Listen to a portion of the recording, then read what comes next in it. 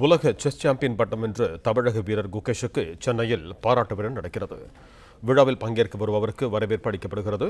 இதுகுறித்து கூடுதல் விவரங்களோடு இணைகிறார் எமது செய்தியாளர் மாணிக்கம். வணக்கம் மாணிக்கம், உங்களிடம் இருக்கும் தகவல்களை பகிர்ந்து கொள்ளுங்க. உலக சதுரங்க போட்டியின் நாயகன் குகேஷ் அவர்களுக்கு பாராட்டு வழங்குவதற்காக தமிழ்நாடு அரசு சார்பில் பிரம்மாண்டமான ஏற்பாடு செய்யப்பட்டிருக்கிறது.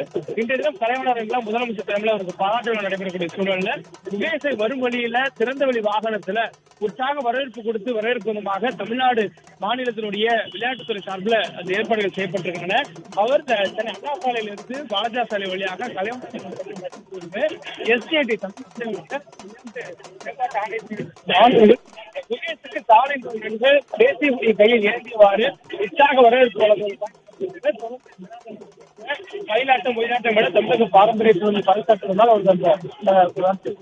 வழங்கப்படுகிறது.